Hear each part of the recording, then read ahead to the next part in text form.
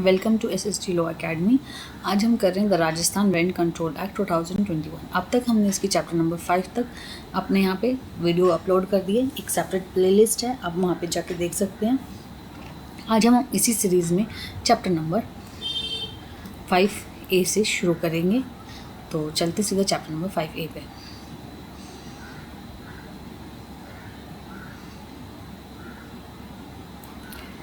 Five ए basically 2017 के amendment के बाद आया है, जो एनफोर्स होता है 27/9/2017 से। ये एक अमेंडमेंट नया इसमें लाया गया है, जिसमें एक rent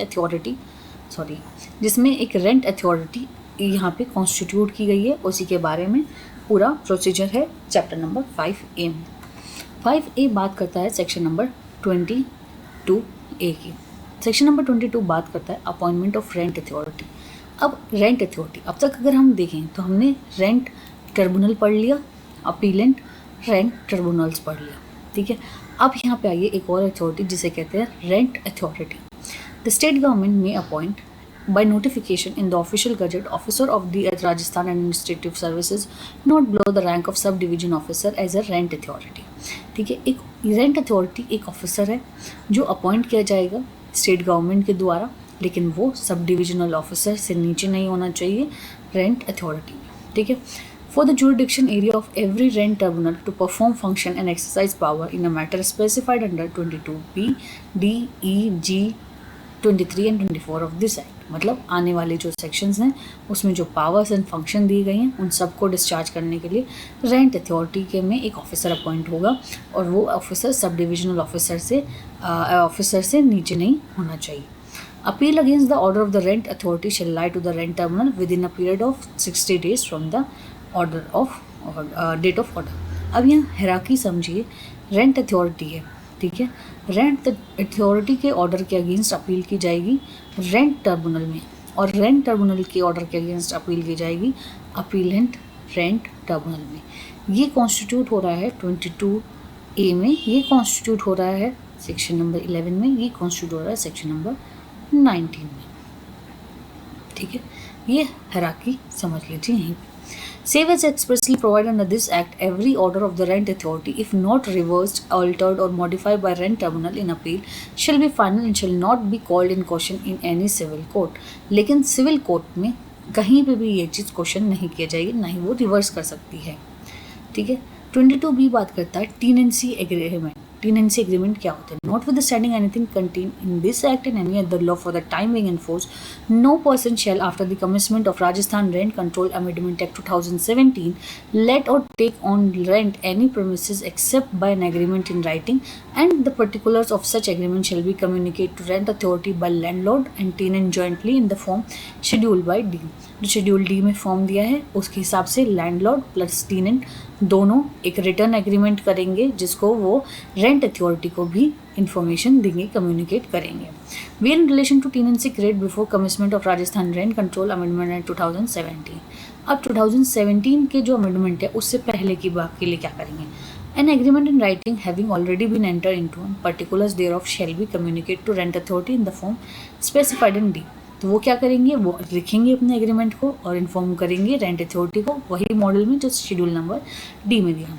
any agreement in writing was enter into landlord and tenant shall enter into an agreement in writing with regard to the tenancy and communicate to particulars thereof through the rent. Same way कोई और चीज़ से भी D में जो specify है वही करेंगे।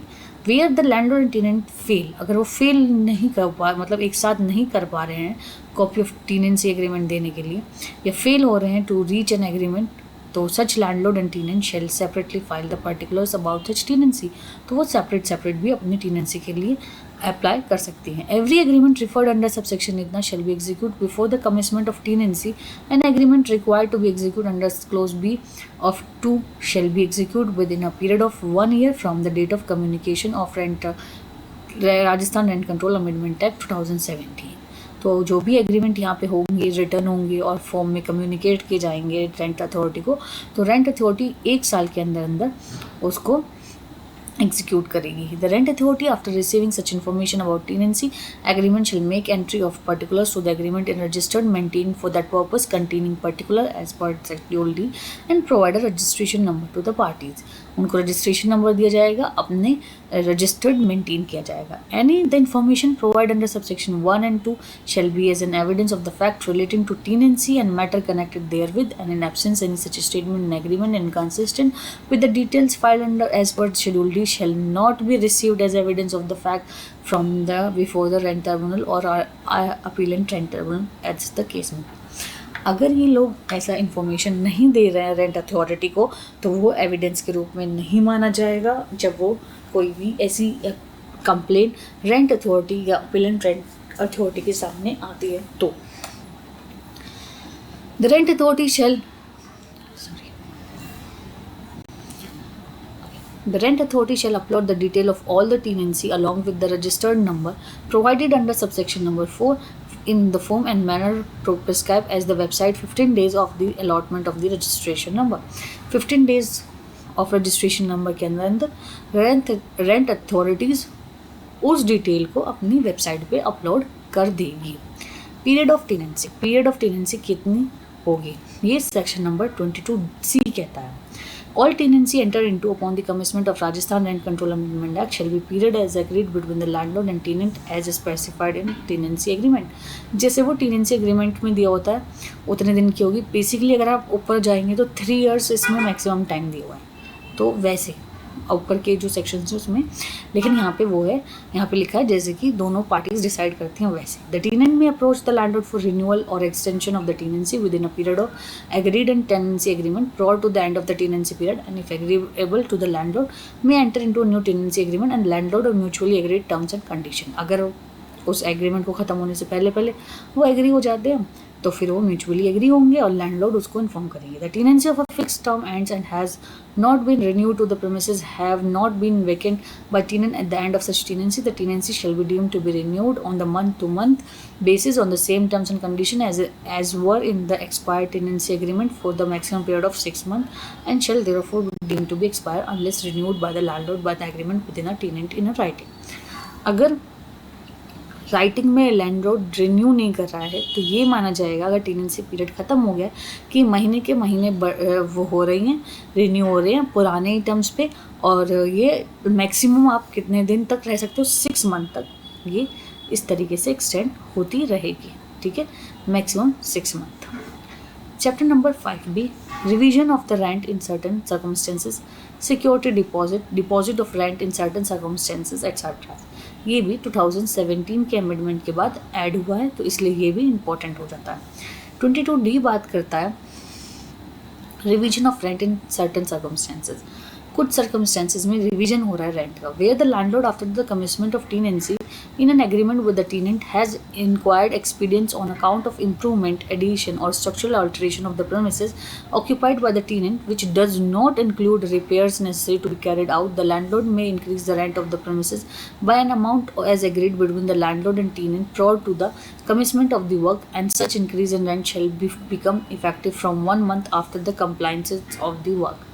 ठीक है, अगर सपोज करो ये एक घर है, ठीक है, पहले ये ऐसे दिखता था, अब क्या हुआ, लैंडलॉर्ड ने यहाँ पे एक और ऊपर फ्लोर बना दिया, तो जैसे ही फ्लोर बना दिया तो अब ये थोड़ा बढ़ गया, तो अब लैंडलॉर्ड अगर चाहे, मतलब जैसे चाहते ही हैं बेसिकली, तो लैंडलॉर्ड इसका प्राइस बढ़ा सकता है, रेंट बढ़ा सकता है, और ये इफ़ेक्ट हो जाएगा जैसे ही ये घर बन के तैयार हो जाएगा, ये फ्लोर इस छत पे बन के तैयार हो जाएगा ना, वैसे ही इसका रेंट बढ़ने लगेगा. Where after the rent of the premises has been agreed or fixed, there has been decrease or diminished or deterrence of accommodation of the house service in the premises, the tenant may claim a reduction of the rent. अब same चीज़ है, ये घर है और पहले इसमें यहाँ पे एक रूम था, अब ये रूम टूट गया या तोड़ दिया लैंडलॉर्ड ने, तो अब जब उसको सिर्फ नीचे का ये फ्लोर मिला है, तो अब टेनेंट भी तो कह सकता है कि तुम अपना रेंट कम कर लो.